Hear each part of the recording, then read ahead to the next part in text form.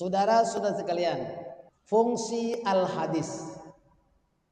Fungsi al-hadis adalah untuk menjelaskan maksud ayat-ayat Al-Quran, karena sebagian dari ayat Al-Quran itu hanya mengandungi hukum secara garis besarnya, secara global, tak terperinci.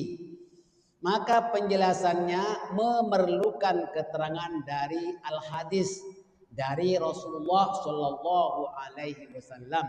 Misalnya perintah sholat. Dalam Al-Quran diterangkan aqimus sholat wa atuz zakat. Dirikan sholat, bukan kerjakan zakat ya. Dirikan sholat, bukan mengerjakan sholat. Diperintah untuk mendirikan. Itu memerlukan uraian nanti. Wa atuz zakat, tunaikan zakat. Aqimus shalah wa atuz zakat. Itu senantiasa digandingkan. Dirikan salat dan tunaikan zakat. Sedangkan bilangan rakaatnya, waktu dan cara melaksanakannya memerlukan penjelasan dari Rasulullah secara praktikal dan penjelasan dari Rasulullah Shallallahu Alaihi Wasallam.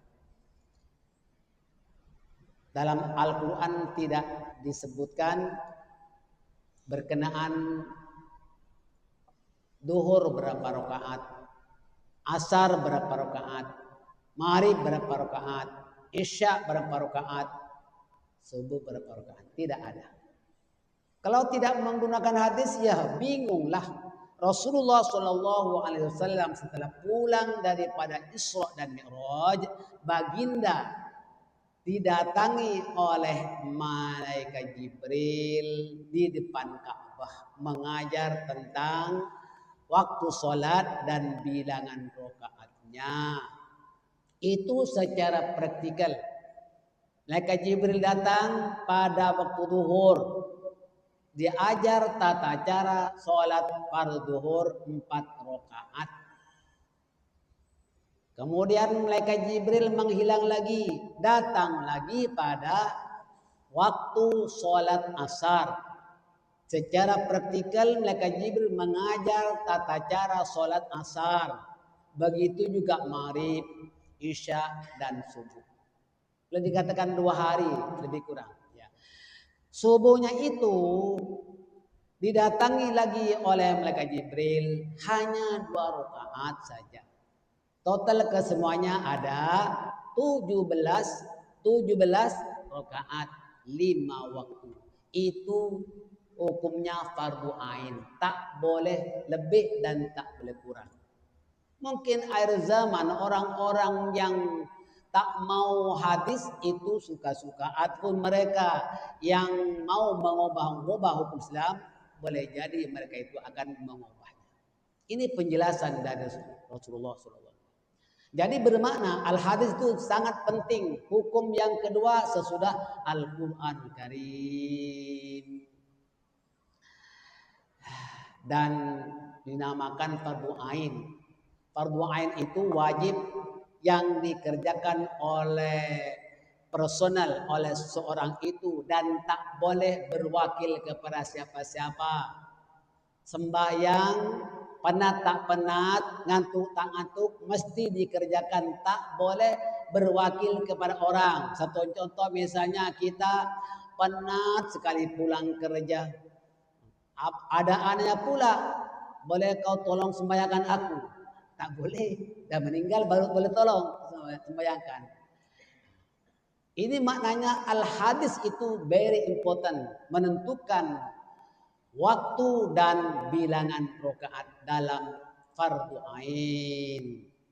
Saudara-saudara sekalian, di antara fungsi hadis ialah menentukan sebahagian dari beberapa hukum yang tidak disebutkan di dalam Al-Quran secara terperinci.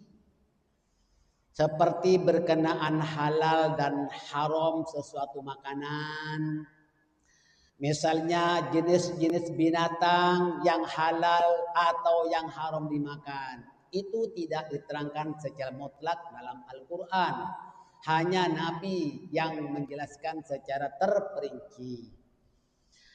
Dengan demikian, Al-Hadis merupakan sumber hukum yang dijadikan sebagai pegangan umat Islam dalam menentukan hukum hakam Islam.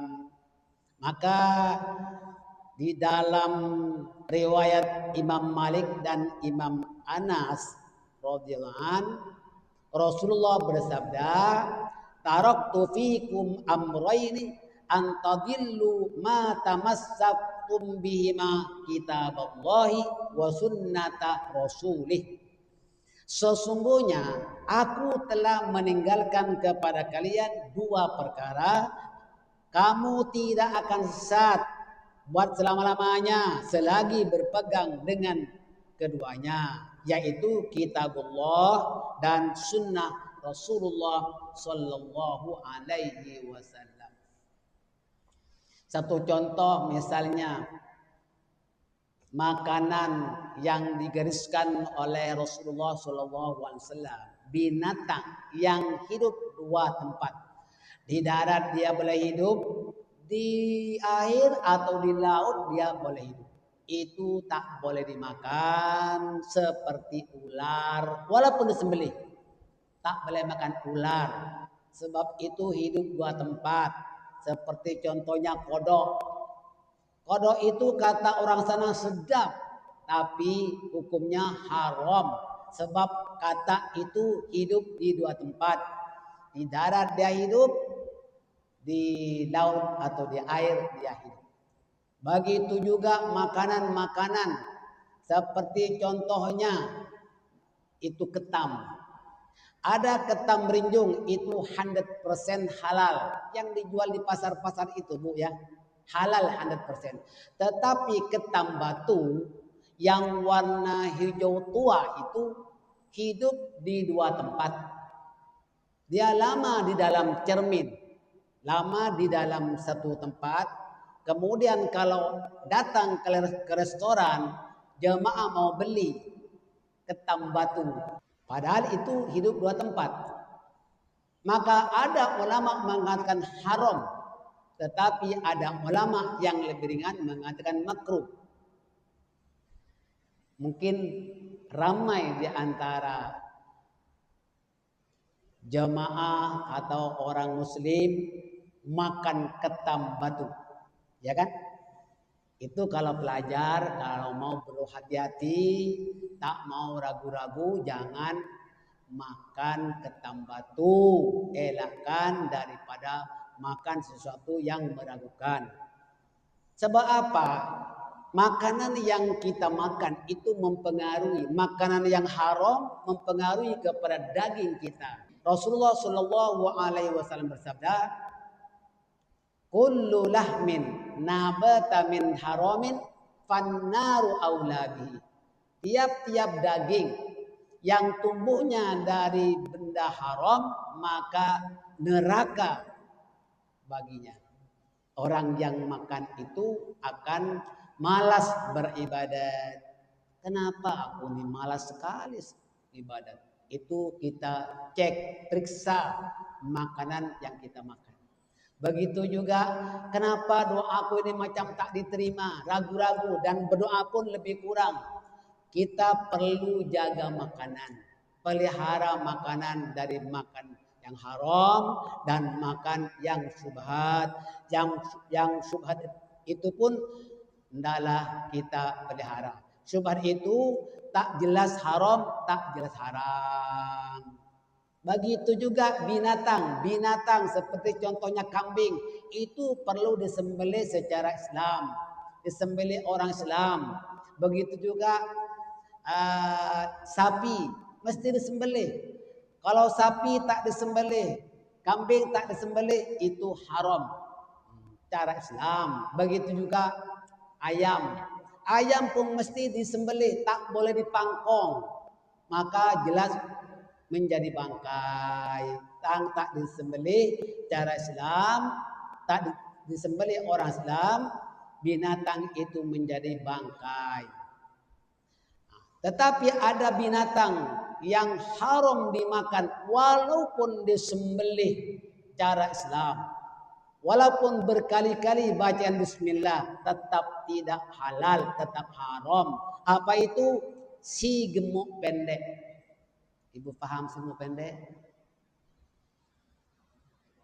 Dia tak ada leher dan tak pernah kurus itu benda. Itu walaupun disembelih berkali-kali bacaan bismillah tetap haram. Sebab itu benda memang dilarang oleh Allah Subhanahu wa taala.